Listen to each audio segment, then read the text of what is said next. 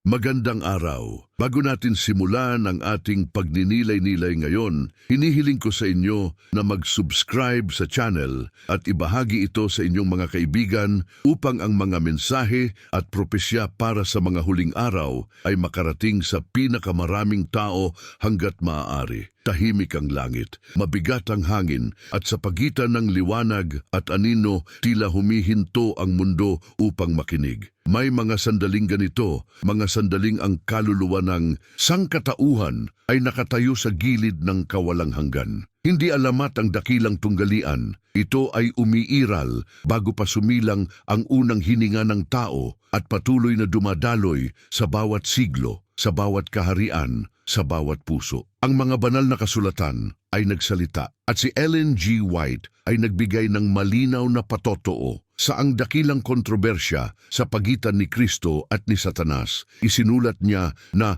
mula pa sa simula ng malaking tunggalian sa langit, layunin na ni Satanas na ibagsak ang batas ng Diyos. Ang pangungusap na iyon ay parang kulog na gumuguhit sa tahimik na kalawakan. Mula pa sa simula, hindi kahapon, hindi kamakailan, mula pa sa simula. Ang layunin ng dragon ay hindi nagbago. Ibagsak ang kautusan ng Diyos, wasakin ang pundasyon ng pagtitiwala at putulin ang ugnayan ng nilalang sa may likha. At ngayon, sa huling kabanata ng kasaysayan ng mundo, ang parehong layunin ay gumagalaw sa likod ng mga pangyayari. Hindi palaging marahas ang kanyang paglapit. Madalas ito'y tahimik, marahan, isang bulong sa isipan, isang kompromiso sa budhi, isang maliit na pagtalikod na unti-unting nagiging malalim na paglayo. Ang huling ungol ng dragon ay hindi laging sigaw. Ito'y kadalasang paanyaya. Nakikita natin ito sa pagkalito ng mga bansa, sa pagpapalit ng tama at mali, sa pagod ng mga kaluluwa na huminto ng maghanap ng liwanag. Ang mundo ay abala, ang mga mata ay puno ng ingay, ngunit ang espiritual na pandinig ay humihina. Gayunman, ang mga babala ay nananatili. Ang propetikong liwanag ay hindi namatay. Ito'y patuloy na nagliliwanag sa mga pahina ng kasulatan at sa mga isinulat ni Ellen G. White na parang ilaw sa gitna ng lumalalim na dilim. Ang huling yugto ng dakilang tunggalian ay panahon ng pagpili. Hindi neutral ang lupaing ating tinatapakan. Ang bawat puso ay inaanyayahan, alinman sa katapatan o sa pagtalikod. May bigat ang sandaling ito. Ang kasalukuyan ay hindi hiwalay sa nakaraan. Ang mga nakita noon ay nagiging realidad ngayon. Ang mga babalang minsang isinulat ay humihinga na sa ating panahon. Siya ay nakakita at hindi pinansin ng mundo. At sa katahimikan ng mga gabi, sa pagitan ng tibok ng oras, maririnig pa rin ang huling ungol ng dragon, isang desperadong pagsisikap na hilahin ang sangkatauhan palayo sa liwanag. Bago tuluyang magsara ang pinto ng awa, may mga galaw na hindi nakikita ng mata. May mga desisyong ginagawa sa katahimikan at may mga kapangyarihang kumikilos habang ang mundo ay abala sa sariling aliwan. Ang huling mga araw ay hindi darating na may biglaang kulog. Dumarating sila na parang hamog sa umaga, marahan, halos hindi mapansin, hanggang ang buong kapatagan ay nababalot na. Sa gitna ng tahimik na pag-usad, na ito muling nagsalita ang babala. Isinulat ni Ellen G. White sa ang dakilang kontrobersya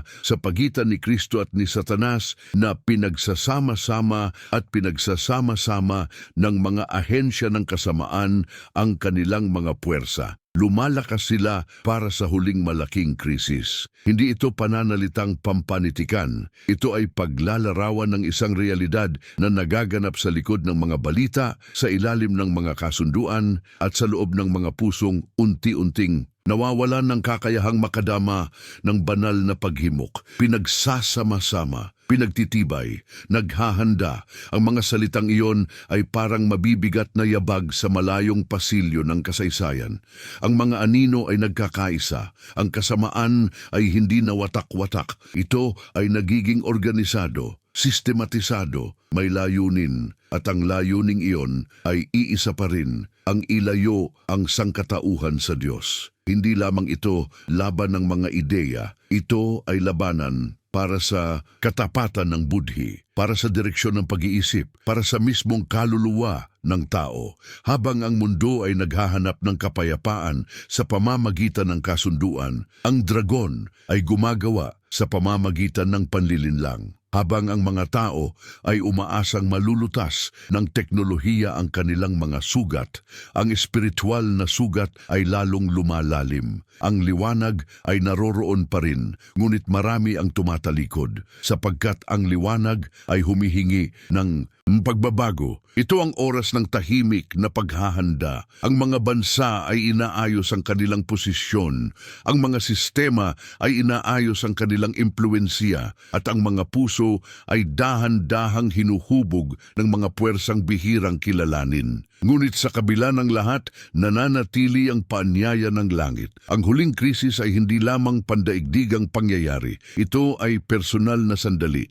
Dumarating ito sa anyo ng mga pagpiling ginagawa kapag walang nakatingin. Sa mga pagpapasyang tila maliit, ngunit may walang hanggang bigat, ang dragon ay naghahanda, ang mga anino ay gumagalaw, at ang sangkatauhan ay inaanyayahang magising, sapagat ang mga araw na ito ay hindi karaniwan. Ito ang mga araw na nakita niya noon. At ngayon tayo ang nabubuhay sa loob ng mga ito, hindi biglaan ang pagguho, hindi rin ito marahas sa simula. Ang mundo ay hindi gumising isang umaga na lubos na nagbago. Ito ay unti-unting hinubog sa pamamagitan ng mga bagong pamantayan, bagong wika at bagong kahulugan ng tama at mali. Ang pagbabago ay dumarating na parang banayad na agos hanggang ang dating matatag na pampang ay hindi na makilala. Ito ang paraan ng dragon. Hindi niya kailangang wasakin ang lahat sa isang iglap. Sapat na ang baguhin ang direksyon ng pag-iisip. Sapat na ang palitan ang pundasyon ng katotohanan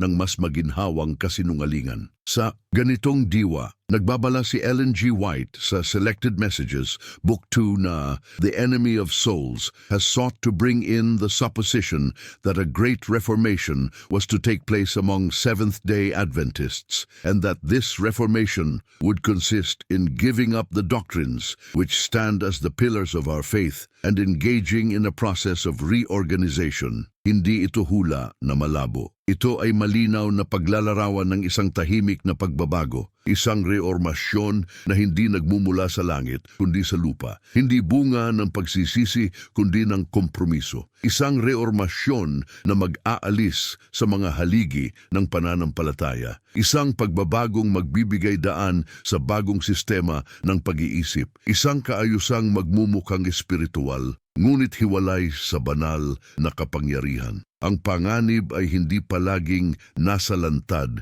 na kasamaan. Madalas itong nakabalot sa wika ng pag-unlad, sa pangakong pagkakaisa, sa pangangailangang maging makabago, at dito nagiging maselan ang labanan, sapagkat ang katotohanan ay bihirang tinatanggihan ng hayagan. Mas madalas itong pinapalitan, bahagyang inaayos, dahan-dahang hinahalo sa kamalian hanggang ang orihinal na liwanag ay maging malabo. Ang budhi ay sinasanay na manahimik, ang espiritu ay itinutulak sa gilid, at ang mga tinig na minsang malinaw ay nilulunod ng ingay ng karamihan. Ito ang tahimik na ang pagbabago ng mundo. Hindi ito nagaganap lamang sa mga institusyon. Ito ay nangyayari sa mga tahanan, sa mga simbahan, sa personal na buhay, sa mga pagpiling ginagawa araw-araw. Ang tinig ng katotohanan ay hindi tuluyang napatahimik. Patuloy itong bumubulong sa mga pusong handang makinig. Ang mga babala ay nasa harap natin. Ang mga haligi ay nariyan pa rin. Ngunit ang tanong ay simple at mabigat. Mananatili ba tayo sa pundasyon o sasabay sa agos? Siya ay nagbabala at ang mundo ay nagpatuloy. At ngayon, ang oras ng pagpili ay mas malapit kaysa dati. Dumarating ang sandali na ang liwanag ay hindi na tinatanggap ng may galak. May mga panahon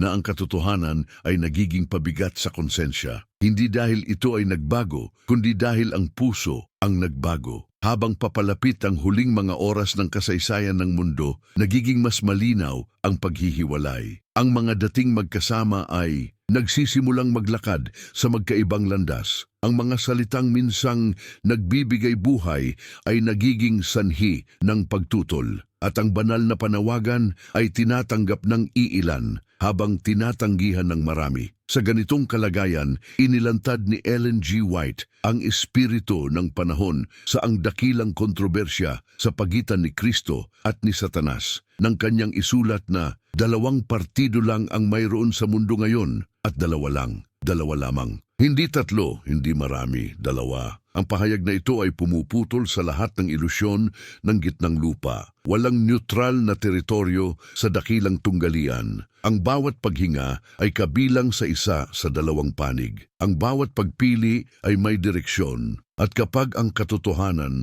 ay patuloy na tinatanggihan, ito ay nagiging pabigat sa budhi. Ang liwanag na minsang nagbigay liwanag sa daan ay nagiging apoy na nagpapakita ng mga aninong ayaw harapin. Ito ang dahilan kung bakit ang mensahe ng langit ay madalas labanan. Hindi dahil ito ay malupit, kundi dahil ito ay tapat. Ang liwanag ay humihiling ng pagsuko. Ang katotohanan ay humihingi ng pagbabago. At ang pagbabago ay sumasalungat sa likas na hilig ng puso na manatiling komportable. Kaya ang mundo ay naghahanap ng mas madaling tinig. Isang mensaheng hindi nananawagan ng pagsisisi. Isang ebanghelyong walang krus. Isang pananampalatayang walang pagtalikod sa sarili. Ngunit ang mga babala ay malinaw. Habang ang huling krisis ay papalapit, ang mga linya ay lalo pang iginuguhit. Ang mga puso ay nahahayag. Ang mga motibo ay lumilitaw. At ang dating tahimik na desisyon ay nagiging hayagang paninindigan. Ito ang sandali na ang katotohanan ay nagiging mabigat. Mabigat sa mga tumatanggi, buhay sa mga tumatanggap, sapagkat ang parehong liwanag na tumutunaw ng yelo ay nagpapatigas ng putik. Ang dragon ay nauunawaan ito, kaya't pinapadali niya ang landas ng pagtanggi at pinapahirapan ang daan ng pagsunod. Ngunit ang mga mata ng langit ay nakamasid, ang bawat luha ay binibilang, ang bawat tapat na pagpili ay tinatatak sa walang hanggan. Siya ay naghayag ng dalawang panig at iniwan sa sangkatauhan ang pagpili. At sa katahimikan ng sandaling ito, ang tanong ay muling bumabangon. Kanino ka nabibilang? May mga hudyat na hindi ipinapahayag ng trompeta. May mga babalang dumarating ng walang ingay. Ang huling krisis ay hindi isang biglaang pangyayari. Ito ay dahan-dahang hinahabi sa tela ng pang-araw-araw na buhay. Habang ang mga lungsod ay patuloy na nagiilaw sa gabi at ang mga tao ay abala sa kanilang mga mithiin, ang dakilang tunggalian ay pumapasok sa mas masikip na yugto. Ang mundo ay tila normal. Ngunit ang kalangitan ay nakabantay. Sa mga patotoo para sa simbahan, Tomodunayan, nagbigay si Ellen G. White ng malinaw na babala. Nabubuhay tayo sa mga huling eksena ng kasaysayan ng mundong ito. Hindi ito pahayag na pampanitikan. Ito ay pagsusuri ng panahon. Ang kasalukuyan ay hindi karaniwan. Ito ay huling tagpo. Ang bawat oras ay may bigat ng walang hanggan. At sa parehong aklat idinagdag niya na ang panahon ng kabagabagan na hindi pa nangyayari kailanman ay malapit nang dumating sa atin. Malapit na. Hindi malayo, hindi sa susunod na henerasyon. Malapit na. Ang mga salitang ito ay bumabagsak sa kaluluwa na parang mabibigat na patak ng ulan sa tuyong lupa. Sapagkat ang darating ay hindi lamang pandaigdigang kaguluhan. Ito ay espiritual na pagsubok na susukat sa lalim ng pananampalataya. Hindi lahat ay magiging handa. Ang huling krisis ay maglalantad ng mga pundasyon.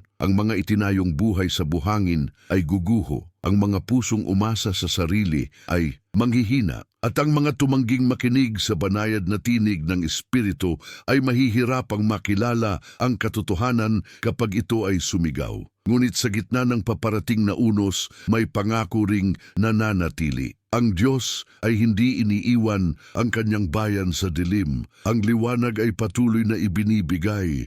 Ang mga babala ay malinaw. Ang paanyaya ay bukas pa. Gayunman, ang paghahanda ay hindi maaaring ipagpaliban, hindi sapat ang kaalaman, hindi sapat ang pakikinig. Ang hinihingi ng sandaling ito ay pagbabago ng puso, isang tahimik na pagbabalik loob, isang araw-araw na pagpili na mamuhay sa liwanag. Ang dragon ay alam na maikli na ang panahon, kaya't pinabibilis niya ang kanyang gawain. Ang mga distraksyon ay dumarami, ang mga kompromiso ay nagiging mas kaakit-akit, at ang pagkaapurahan ng langit ay nalunod sa ingay ng lupa. Ngunit ang mga salitang minsang isinulat ay patuloy na nagsasalita. Nabubuhay tayo sa huling mga tagpo. Ang oras ng kapighatian ay papalapit at ang bawat kaluluwa ay inaanyayahang maghanda, hindi sa pamamagitan ng takot, kundi sa pamamagitan ng tapat na pagsuko. Siya ay nagbabala at ang mundo ay patuloy na natutulog. Ngunit ang langit ay gising. May kapayapaang hindi nagmumula sa langit. May pagkakaisang ipinanganak ng kompromiso. Habang ang mundo ay napapagod sa kaguluhan, gutom sa katiyakan, at sabik sa katahimikan, isang bagong mensahe ang unti-unting lumilitaw. Isang pangakong kaayusan na walang tunay na pagbabago ng puso. Ito ang sandali na matagal nang inilarawan. Ang panahon kung kailan ang sugat ng sangkatauhan ay tatakpan, hindi gagamutin. Sa ganitong konteksto, nagbabala si Ellen G. White sa ang dakilang kontrobersya sa pagitan ni Kristo at ni Satanas na kapag dumating ang malaking krisis, ang mga hindi naging masigasig sa kanilang paghahanda ay hindi malalaman ang gagawin. Ang huwad na kapayapaan ay dumarating bago ang tunay na pagsubok. Ito ay kapayapaang itinayo sa kasunduan ng tao, hindi sa pagsunod sa Diyos. Isang pagkakaisang binuo sa pagtitiis sa kasalanan, hindi sa pagtalikod dito. At sa ilalim ng tabing ng diplomasya at pag-unlad, ang dragon ay patuloy na naghahabi ng kanyang huling bitag. Ang mundo ay naghahanap ng lunas sa mga sintomas, hindi sa ugat. Kaya't ang mga sistema ay nag-aalok ng kaayusan habang ang budhi ay unti-unting pinatatahimik. Ang mga salita ng pag-asa ay inuulit, ngunit ang tawag sa pagsisisi ay nawawala. Ito ang huwad na liwanag. Ito ang kapayapaang hindi kayang magligtas. Ang krisis ay hindi agad dumarating na may kaguluhan. Una, may pahinga. May sandaling tila maayos ang lahat. Ngunit sa ilalim ng katahimikang ito, ang espiritual na kahinaan ay lalong lumalalim. Ang mga puso na hindi naghanda ay magiging bulag sa mga darating na pangyayari. Ang mga kaluluwang nasanay sa kaginhawaan ay mahihirapang tumayo kapag ang lupa ay nagsimulang umuga. At dito, nagiging malinaw ang babala. Ang paghahanda ay hindi panlabas na kaayusan. Ito ay panloob na pagbabago. Hindi ito nakikita sa anyo ng relihiyosong aktibidad lamang, kundi sa tahimik na katapatan sa araw-araw na pamumuhay. Ang dragon ay nag-aalok ng kapayapaan na walang krus. Ngunit ang langit ay nag-aanyaya sa katotohanang may sakripisyo. Ang huwad na kapayapaan ay umaaliw. Ang banal na katotohanan ay gumigising. At sa mga huling sandaling ito, ang sangkatauhan ay haharap sa dalawang tinig. Ang isa ay nagsasabing, magpahinga ka, at ang isa ay marahang bumubulong, maghanda ka. Siya ay nagbabala tungkol sa krisis at itinuro ang landas ng paghahanda. Ngayon, sa gitna ng katahimikang tila payapa, ang tanong ay, nananatili, anong uri ng kapayapaan ang iyong tinatanggap? Hindi agad namamatay ang budhi. Ito ay unti-unting pinahihina. Sa simula, may kirot, may pag-aalinlangan, may tahimik na babala sa loob. Ngunit kapag ang liwanag ay paulit-ulit na tinatanggihan, ang tinig na iyon ay humihina hanggang sa halos hindi na marinig. Ito ang isa sa pinakamapanganib na gawain ng dragon. Hindi niya kailangang sirain ang budhi sa isang iglap. Sapat na ang sanayin itong manahimik. Sapat na ang gawing normal, ang kompromiso at pamilyar ang paglihis. Sa ganitong katotohanan, nagbabala si Ellen G. White sa mga patotoo para sa simbahan, Tomo 5 na Hindi ligtas na ipikit ang mga mata sa anumang sinag ng liwanag, gaano man ito kaliit, kahit maliit na sinag, kahit banayad na paalala. Ang pagsasara ng mata sa liwanag ay palaging may bunga, sapagkat ang liwanag na tinanggihan ngayon ay nagiging kadilimang tinatahak bukas. Ganito gumagana ang tahimik na pagkabulag. Ang puso ay nasasanay sa bagong pamantayan. Ang isip ay hinuhubog ng paulit-ulit na impluensya. At ang mga bagay na minsang itinuturing na mali ay nagiging katanggap-tanggap, minsan pa nga ay ipinagdiriwang. Ang mundo ay hindi lamang nawawala sa direksyon. Ito ay tinuturuan na kalimutan ang langit. Ang mga tinig ng katotohanan ay nagiging kakaunti. Ang mga babalang espiritual ay tinatawag na ekstremismo. Ang katapatan ay itinuturing na kahinaan. At ang pagsunod ay itinuturing na lipas na ideya. Ito ang kapaligiran kung saan ang huling krisis ay lalago. Hindi ito basta produkto ng politika o ekonomiya. Ito ay bunga ng milyon-milyong personal na pagpili, maliliit na desisyong pinagsama-sama sa paglipas ng panahon. Ngunit kahit sa ganitong kalagayan, ang awa ay patuloy na kumakatok. Ang espiritu ay patuloy na bumubulong. Ang liwanag ay patuloy na sumisilip sa mga bitak ng kadiliman. May mga pusong ginising sa kalagitnaan ng ingay. May mga kaluluwang humihinto upang makinig. Sapagkat ang Diyos ay hindi madaling sumuko sa kanyang nilalang. Ngunit may hangganan ang pagtitiis ng liwanag kapag ito ay patuloy na itinataboy. Siya ay nagbabala tungkol sa maliliit na sinag sapagkat alam niya na dito nagsisimula ang malalaking pagbagsak. At ngayon, sa katahimikan ng sandaling ito, ang tanong ay marahang bumubulong sa puso, nakikinig ka pa ba? Dumarating ang oras na hindi na sapat ang pananahimik. May mga sandaling ang pananatiling neutral ay nagiging isang pasya. Habang ang huling krisis ay humihigpit, ang bawat kaluluwa ay tinatawag upang pumili. Ang mga dati maaring magkubli sa pagitan ng mga opinyon ay haharap sa malinaw na hangganan. Ang gitna ay unti-unting nawawala. Ang liwanag at dilim ay nagiging mas lantad. Sa ganitong yugto, malinaw ang babala. Isinulat ni Ellen G. White sa Ang Dakilang Kontrobersiya sa pagitan ni Kristo at ni Satanas na sa isyu ng tunggalian, ang buong sangka-Kristyanuhan ay mahahati sa dalawang malalaking uri. Dalawang malaking uri, hindi ayon sa denominasyon, hindi ayon sa kultura, kundi ayon sa katapatan. Ang paghahating ito ay hindi gawa ng tao, ito ay bunga ng pagtugon sa liwanag. Ang mga tumanggap ay lalakad sa mas maliwanag na daan. Ang mga tumanggi ay papasok sa mas malalim na anino. Ito ang sandali ng paninindigan. Ang katotohanan ay hindi na lamang doktrina. Ito ay nagiging buhay na karanasan. Ang pananampalataya ay hindi na teorya. Ito ay nagiging praktikal na pagsunod. At ang pag-ibig sa Diyos ay nasusukat hindi sa salita, kundi sa pagpili. Marami ang magnanais na manatili sa panlabas na relihiyon habang iniiwasan ang panloob na pagbabago. Ngunit ang huling krisis ay huhubad sa ganitong anyo ng kabanalan. Ang maskara ay mahuhulog, ang mga puso ay mahahayag. Ang dragon ay gagamit ng presyon, gagamit ng takot, gagamit ng pangako ng kaginhawaan. Ngunit ang langit ay patuloy na mag-aanyaya sa pamamagitan ng tahimik na lakas ng katotohanan. Hindi ito magiging madali. Ang paninindigan ay may kapalit, may pagkawala, may pag-iisa. Ngunit mayroon ding kapayapaang hindi kayang ibigay ng mundo. Ang kapayapaang nagmumula sa malinis na budhi at matapat na pakikipaglakad sa Diyos. Ito ang oras na ang pananampalataya ay nagiging personal. Hindi na sapat ang pamana ng relihiyon. Hindi na sapat ang nakagawi ang pagsamba. Ang hinihingi ng sandaling ito ay sariling desisyon, sariling pagsuko, sariling katapatan. Siya ay naghahayag ng dalawang uri at iniwan sa bawat isa ang pagpili. At ngayon, habang ang mga anino ay humahaba at ang liwanag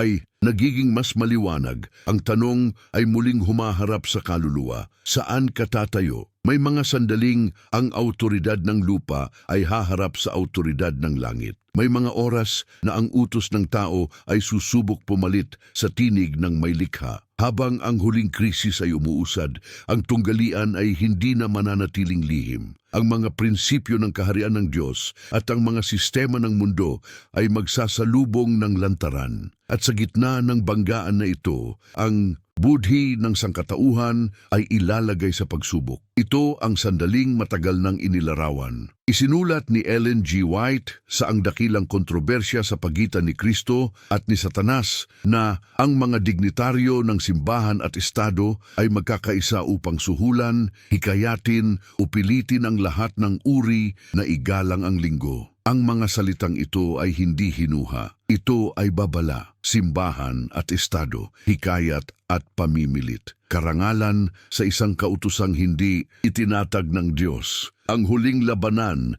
ay hindi lamang espiritual sa loob ng puso. Ito ay magkakaroon ng konkretong anyo sa mga batas at patakaran. Ang pagsamba ay magiging issue ng kapangyarihan. Ang katapatan ay magiging usapin ng pagsunod sa tao o sa Diyos. Sa sandaling iyon, ang pananampalataya ay haharap sa presyon na hindi pa naranasan ng marami. Ang mga kaluluwang hindi nag-ugat sa katotohanan ay matitinag. Ang mga nasanay sa kaginhawaan ay mahihirapang tumayo at ang mga nagpaliban ng desisyon ay mahaharap sa pagpiling hindi na maaaring ipagpaliban. Ngunit ang mga nakatagpo ng Diyos sa lihim na panalangin ay magkakaroon ng lakas sa hayag na pagsubok. Ito ang bunga ng tahimik na paghahanda. Ang dragon ay gagamit ng kapangyarihan ng estado upang ipatupad ang kanyang layunin. Ang huwad na relihiyon ay hihiram ng autoridad ng gobyerno. At ang mundo ay tatawaging pagkakaisa ang isang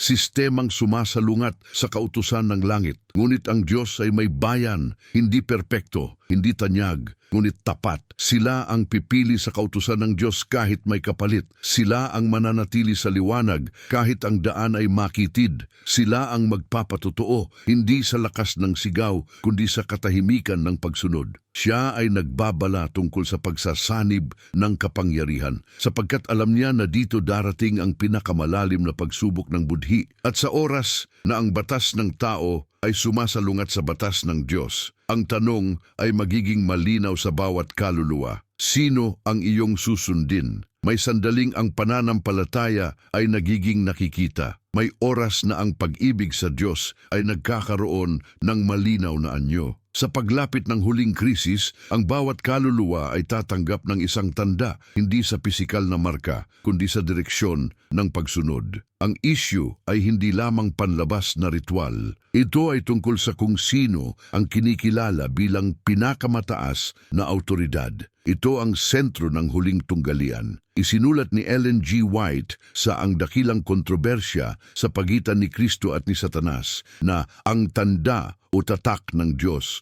ay inihahayag sa pangingilin ng ikapitong araw ng Sabat. Ang Sabat ay nagiging higit pa sa araw ng pahinga. Ito ay nagiging tanda ng katapatan. Isang hayag na patotoo kung kanino nakatuon ang buhay. Hindi ito biglang lilitaw sa gitna ng kaguluhan. Ang pagdedesisyon ay hinuhubog na ngayon sa maliliit na pagpili, sa lihim na panalangin, sa araw-araw na pagsunod. Ang tatak ng Diyos ay hindi ibinibigay sa mga nag-aatubili. Ito ay tinatanggap ng mga kusang sumusunod, ng mga pusong piniling igalang ang may lalang kahit salungat sa agos ng mundo. Sa kabilang panig, ang dragon ay nag-aalok ng mas madaling daan. Isang sistema ng pagsamba na nakabatay sa ang tradisyon ng tao, isang kapayapaang kapalit ang budhi, isang pagkakaisang humihingi ng pagsuko ng banal na prinsipyo. Ang mundo ay tatawaging progreso ang pagtalikod, tatawaging pagkakaisa ang kompromiso, at tatawaging kabutihan ang pagsuway. Ngunit ang langit ay tumitingin sa puso,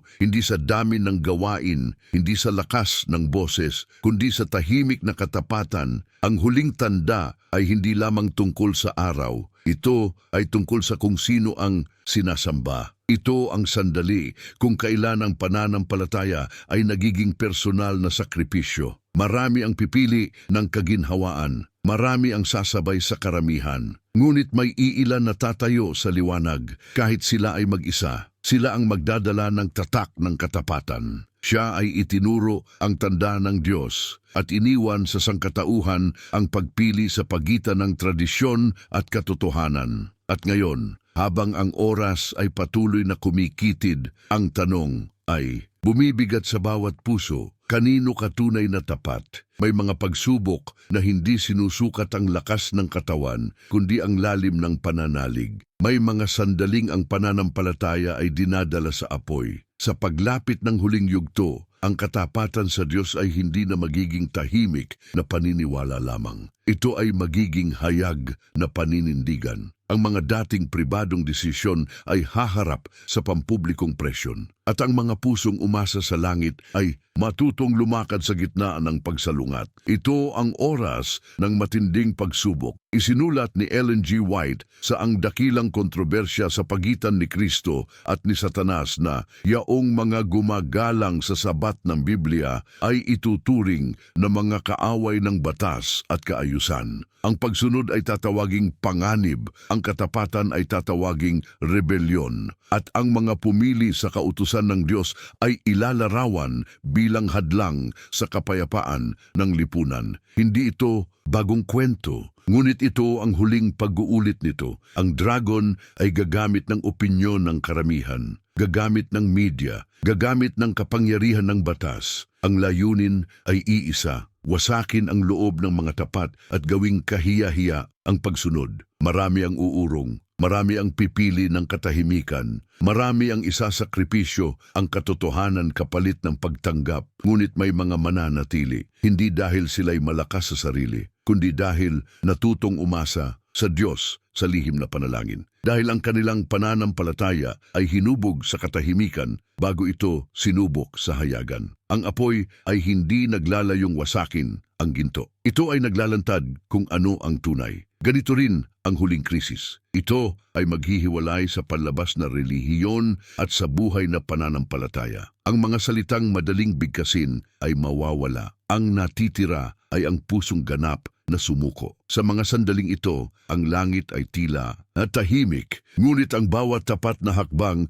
ay sinusubaybayan. Ang bawat luha ay iniipon. Ang bawat paninindigan ay may walang hanggang halaga. Ang dragon ay magngangalit, ngunit ang kanyang galit ay tanda ng kanyang nalalapit na pagkatalo. Siya ay nagbabala tungkol sa pag-uusig, hindi upang takutin kundi upang ihanda. At ngayon, habang ang apoy ay papalapit, ang tanong ay bumubuo sa loob ng kaluluwa. Mananatili ka ba kahit ikaw ay tawaging kaaway? May liwanag na hindi kayang patayin ng kadiliman. May pag-asa na hindi kayang lunurin ng pag-uusig. Habang ang mundo ay pumapasok sa pinakamadilim nitong oras, ang presensya ng Diyos ay nagiging mas mahalaga kaysa kailanman. Ang mga tapat ay maaaring kaunti sa bilang, ngunit sila ay napapaligiran ng kapangyarihang hindi nakikita ng mata. Ito ang kabalintunaan ng huling krisis. Habang ang lupa ay nanginginig, ang pananampalataya ay maaaring tumatag. Isinulat ni Ellen G. White sa Ang Dakilang Kontrobersya sa Pagitan ni Kristo at ni Satanas na ang bayan ng Diyos ay hindi magiging malaya sa pagdurusa, ngunit habang sila ay pinag-uusig at napipighati, habang sila ay nagtitiis ng kahirapan at nagdurusa dahil sa kakulangan ng pagkain, sila ay hindi hahayaang mapahamak. Ang pangakong ito ay hindi pag-iwas sa pagsubok. Ito ay katiyakan ng presensya. May gutom, may pagod, may pag-uusig. Ngunit may Diyos na hindi umaalis. Sa mga oras na ang mga pinto ay nagsasara at ang mga kaibigan ay lumalayo, ang langit ay mas lumalapit. Sa mga sandaling ang tulong ng tao ay nauubos, ang tulong ng Diyos ay nahahayag. Ang liwanag ay hindi nawawala. Ito ay nagiging mas malinaw sa dilim. Ang mga salitang binibigkas sa panalangin ay nagiging mas totoo kaysa ingay ng mundo. Ang mga pangako ng kasulatan ay nagiging sandigan kapag ang lahat ng iba ay umuuga. At ang tahimik na tiwala ay nagiging lakas na hindi maipaliwanag. Ito ang panahon ng banal na pag-iingat. Ang dragon ay maglalabas ng galit, ngunit hindi niya kayang lampasan ang hangganang itinakda ng Diyos. Ang bawat pagsubok ay sinusukat, ang bawat sakit ay binabantayan, ang bawat kaluluwa ay mahalaga sa langit. Ang huling krisis ay hindi lamang paghahayag ng kasamaan, ito rin ay paghahayag ng katapatan ng Diyos. Ang mga mata ng sangkatauhan ay maaaring makita ang kawalan, ngunit ang pananampalataya ay nakakakita ng kamay ng may likha sa likod ng ulap. Siya ay nagpakita ng mga araw ng kapighatian at itinuro rin ang presensya ng Diyos sa gitna nito. At sa katahimikan ng gabi, sa gitna ng mga takot at luha, ang tanong ay nagiging panalangin. Panginoon, naririto ka pa ba? At ang sagot ay bumubulong sa puso. Naririto ako. Darating ang mga araw na ang mundo ay yayanigin hindi lamang ng lindol at bagyo, kundi ng moral na pagkalito at espiritual na kagutuman. Ang mga bansa ay magagalaw, ang mga sistema ay mabubuwag, at ang tiwala ng sangkatauhan sa sariling kakayahan ay guguho. Ito ang oras na matagal nang nakita. Isinulat ni Ellen G. White sa Ang Dakilang Kontrobersya sa Pagitan ni Kristo at ni Satanas na ang mundo ay napupukaw ng diwa ng digmaan. Isang maikling pangungusap, ngunit puno ng bigat. Ang espiritu ng digmaan ay hindi lamang nasa mga larangan ng labanan. Ito ay nasa mga salita, nasa mga patakaran, nasa mga puso. Ang galit ay nagiging normal. Ang karahasan ay nagiging balita araw-araw at ang takot ay nagiging bahagi ng pamumuhay. Kasabay nito, ang mga bansa ay naghahanap ng kasagutan sa pamamagitan ng kapangyarihan. Ngunit ang kapangyarihang walang Diyos ay laging nagdadala ng mas malalim na sugat. Ang mga alyansa ay nabubuo at nababasag. Ang mga pangako ay ibinibigay at binabawi. At sa gitna ng lahat, ang karaniwang tao ay nagtataka kung saan matatagpuan ang katiyakan. Ito ang pagyanig ng mga bansa, hindi lamang pisikal, kundi panloob. Ang mga dating matatag na institusyon ay tinatanong. Ang mga pinaniniwalaang hindi matitinag ay umuuga at ang hinaharap ay tila balot ng ulap. Ngunit sa gitna ng kaguluhan, ang mensahe ng langit ay nananatiling tahimik ngunit malinaw. Ang mundo ay hindi naliligtas ng espada, ang kapayapaan ay hindi ipinanganak ng puwersa, at ang pag-asa ay hindi nagmumula sa kapangyarihan ng tao. Ang tunay na laban ay nasa puso. Habang ang mga bansa ay nag-aagawan ng impluwensiya, ang dragon ay mas abala kaysa kailanman, sapagkat alam niyang ang kalituhan ay mabuting lupa para sa panlilinlang. Ang takot ay daan patungo sa pagsuko, at ang kawalan ng katiyakan ay nagbubukas ng pinto sa huwad na kaligtasan. Ngunit ang Diyos ay patuloy na tumatawag. Sa gitna ng mga headline at sigaw ng mundo, may banayad na tinig na nagsasabing, "Huwag kang matakot." Siya ay naglarawan ng pagyanig ng mga bansa, hindi upang itulak sa kawalan ng pag-asa, kundi upang ituro ang mas matibay na kaharian. At ngayon, habang ang lupa ay nanginginig sa maraming paraan, ang tanong ay humahawak sa kaluluwa. Saan mo inilalagay ang iyong tiwala? May sandaling ang langit ay tahimik na tumitigil. May oras na ang pinto ng awa ay hindi na mananatiling bukas magpakailanman. Hindi ito biglaang isinasara. Ito ay dumarating pagkatapos ng mahabang pagtitiyaga, paulit-ulit na paanyaya at maraming tinanggihang liwanag. Ang Diyos ay mabagal sa galit, sagana sa habag. Ngunit ang awa na patuloy na tinatanggihan ay hindi maaaring manatili ng walang hanggan. Ito ang isa sa pinakamabigat na katotohanang ipinahayag. Isinulat ni Ellen G. White sa Ang Dakilang Kontrobersya sa Pagitan ni Kristo at ni Satanas na kapag nilisan ni Jesus ang kabanal-banalang lugar, tatakpan ng kadiliman ang mga naninirahan sa lupa. Ang sandaling iyon ay hindi maririnig ng mundo. Walang anunsiyo, walang balita. Ngunit ang kapalaran ng sangkatauhan ay tinatatakan sa katahimikan.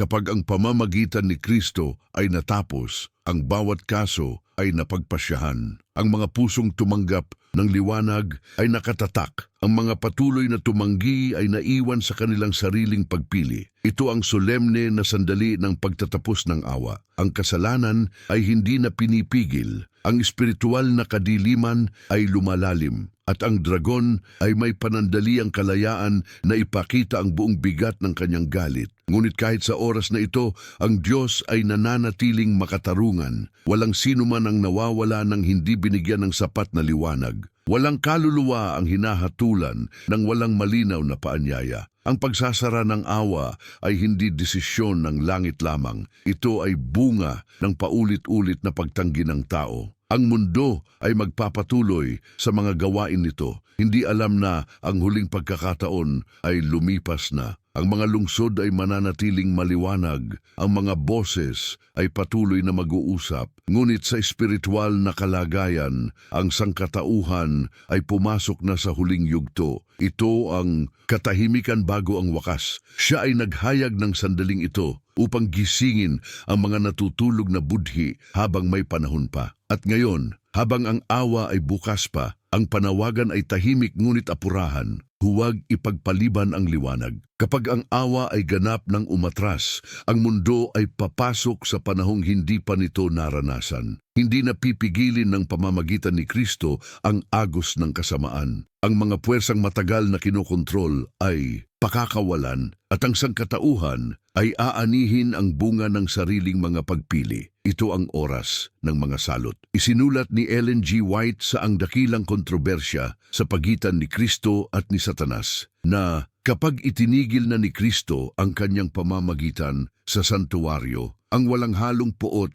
na nagbabanta laban sa mga sumasamba sa halimaw at sa kanyang larawan ay ibubuhos. Ang mga salitang ito ay mabigat sapagkat ipinapakita nila ang sandali kung kailan ang awa ay napalitan ng paghuhukom. Ang mga salot ay hindi basta kaparusahan. Ito ay paghahayag ng kung ano ang nangyayari kapag ang proteksyon ng Diyos ay inalis. Ang mundo na tumangging maglakad sa liwanag ay haharap sa mga bunga ng sariling landas. Magkakaroon ng sakit, magkakaroon ng kaguluhan, magkakaroon ng takot na walang mapuntahan. Ngunit sa gitna ng kapighatian, may malinaw na kaibahan. Ang bayan ng Diyos ay iingatan. Hindi dahil sila'y hindi karapat-dapat sa pagsubok, kundi dahil sila'y umasa sa kanyang pangalan. Habang ang mga sistema ng mundo ay guguho, sila ay tatayo sa pangako. Habang ang lupa ay nanginginig, ang kanilang tiwala ay nakaugat sa langit. Ang dragon ay magwawala sa galit, ngunit ang kanyang kapangyarihan ay may hangganan. Ang bawat salot ay kontrolado. Ang bawat sandali ay nasa ilalim ng banal na pahintulot. Ito ang panahon na ang mga dati nanlilibak sa katotohanan ay maghahanap ng kanlungan, ngunit huli na. Ang mga tumanggi sa liwanag ay hahanap ng kapayapaan, ngunit hindi na nila ito matagpuan. Ito ang anihan ng mga desisyon. Siya ay naglarawan ng pagbuhos ng mga salot, hindi upang maghasik ng takot, kundi upang ipakita ang bigat ng mga pagpili. At sa mga araw na iyon, ang tanong ay hindi na kung ano ang paniniwala ng karamihan, kundi kung sino ang pinili ng puso. Ang galit ng dragon ay umaabot sa sukdulan kapag alam niyang malapit na ang wakas. Kapag ang mga salot ay bumubuhos at ang kanyang mga plano ay gumuho, inilalabas niya ang huling lakas ng panlilinlang at karahasan. Ito ang sandali ng desperasyon. Isinulat ni Ellen G. White sa Ang Dakilang Kontrobersya sa pagitan ni Kristo at ni Satanas na ang utos ay sa wakas ay ilalabas laban sa mga nagpapabanal sa Sabat ng ika-4 na utos na kinokondena sila bilang karapat-dapat sa pinakamatinding parusa at binibigyan ng mga tao ng kalayaan pagkatapos ng isang takdang panahon na patayin sila. Ito ang huling sigaw ng dragon. Hindi na ito bulong. Ito ay lantad na pagbabanta. Ang mundo na dating tinatawag ang sarili na mapagparaya ay hahantong sa hayagang pag-uusig. Ang mga tapat ay ituturing na panganib. Ang mga sumusunod sa Diyos ay ilalarawan bilang sanhi ng mga salot at kapahamakan. Ito ang kabalintunaan ng kasaysayan. Ang inosente ang isisisi sa kaguluhan. Sa sandaling ito, ang pananampalataya ay dadalhin sa pinakahangganan. Ang mga pamilya ay maghihiwalay. Ang mga kaibigan ay magtataksil. Ang mga lungsod ay magiging lugar ng takot. Ngunit sa gitna ng matinding dilim, ang langit ay lalong nagiging malapit. Ang mga anghel ay nagbabantay, ang mga pangako ay nagiging buhay, at ang mga pusong lubos na nagtiwala sa Diyos ay makakaranas ng kapayapaang hindi kayang ipaliwanag ng lohika. Ito ang oras ng ganap na pagsuko, hindi na lugar ng kalahating desisyon, hindi na panahon ng pag-aalinlangan. Ang bawat kaluluwa ay malinaw na nakapuwesto. Ang dragon ay maglalabas ng kanyang huling sigaw, ngunit ang sigaw na iyon ay tanda na ang kanyang panahon ay halos tapos na, sapagkat ang kanyang galit ay laging sumisigaw kapag ang liwanag ay malapit ng magwagi. Siya ay naglarawan ng huling utos ng kamatayan upang ihanda ang mga tapat sa pinakamadilim na gabi. At sa oras na iyon, ang tanong ay hindi na tungkol sa kaligtasan ng katawan, kundi sa katapatan ng kaluluwa. Mananatili ka ba hanggang wakas? Kapag ang kadiliman ay umabot na sa sukdulan, ang liwanag ay biglang sisikat. Sa sandaling ang huling sigaw ng dragon ay umalingaw-ngaw sa lupa, ang langit ay kikilos. Ang mga panalangin ng mga banal na matagal nang iningatan ay sasagutin. Ang mga luha na tahimik na pumatak ay papahirin at ang kasaysayan ng kasalanan ay haharap sa wakas nito. Ito ang sandaling pinakahihintay ng buong sangnilikha. Isinulat ni Ellen G. White sa Ang Dakilang Kontrobersya sa pagitan ni Kristo at ni Satanas na di nagtagal ay lumitaw sa silangan ang isang maliit na itim na ulap, halos kalahati ng laki ng kamay ng isang tao. Isang maliit na ulap, isang tahimik na simula, isang hudyat ng walang hanggang pagbabago. Habang ang ulap na iyon ay lumalaki at lumiliwanag, ang mga mata ng mundo ay mapipilitang tumingala. Ang mga hari at karaniwang tao, ang may kapangyarihan at ang aba, lahat ay haharap sa parehong tanawin. Ang hari ay dumarating. Hindi siya darating sa katahimikan, hindi siya darating sa lihim. Ang kanyang presensya ay yayanigin ang kalangitan at lupa. Ang tinig na minsang nagpakalma ng bagyo ay tatawag sa mga patay mula sa kanilang libingan. Ang mga tapat ay titingala ng may galak. Ang mga tumanggi ay mapupuno ng takot sapagkat ang kanyang pagdating ay paghahayag ng katotohanan. Ang mga sugat ng lupa ay magsisimulang gumaling. Ang mga tanikala ng kamatayan ay mapuputol. At ang mga nakipaglaban sa mabuting pakikipaglaban ay tatanggap ng gantimpala. Ito ang sandali ng pagbangon. Ang mga libingan ay magbubukas. Ang mga banal ay bibihisan ng kawalang kamatayan. At ang mga luha ng maraming salinlahi ay papalitan ng awit ng tagumpay. Siya ay naglarawan ng pagdating ng hari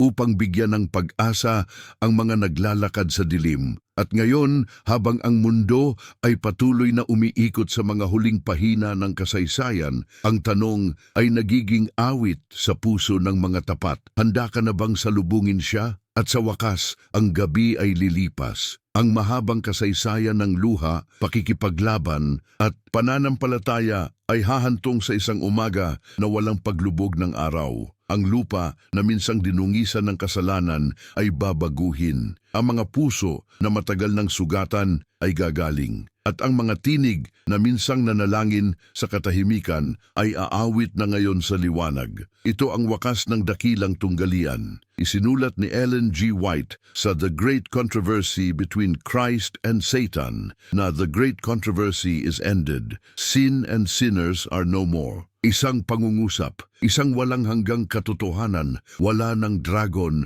wala ng panlilinlang, wala ng kamatayan. Ang mga bakas ng digmaan ay mawawala. Ang mga alaala ng sakit ay mapapalitan ng kagalakan. Ang mga banal na minsang naglakad sa makitid na daan ay papasok sa isang kahariang walang hangganan. Ito ang tahanan. Ang mga kamay na minsang nagtaas sa panalangin ay mag-aabot sa isa't isa sa kagalakan. Ang mga mata na minsang umiyak sa dilim ay makakakita ng mukha ng hari. At ang mga pusong nanatiling tapat sa gitna ng unos ay magpapahinga sa kapayapaang hindi na muling maaagaw. Ito ang gantimpala ng katapatan, Hindi kayamanan, hindi kapangyarihan, kundi presensya. Presensya ng Diyos sa piling ng kanyang bayan. Ang kasaysayan ng sangkatauhan ay isasara hindi sa trahedya, kundi sa tagumpay. Ang mga sugat ng panahon ay hihilumin. At ang awit ng kaligtasan ay pupuno sa buong sansinukob. Siya ay nagpakita ng wakas mula pa sa simula. At ngayon, matapos ang huling ungol ng dragon at ang pagdating ng hari, ang lahat ay tatahimik sa harap ng isang bagong umaga. Isang umagang walang gabi, isang buhay na walang luha, isang pag-ibig na walang hanggan. Ito ang pangako, ito ang pag-asa, ito ang wakas at ang tunay na simula.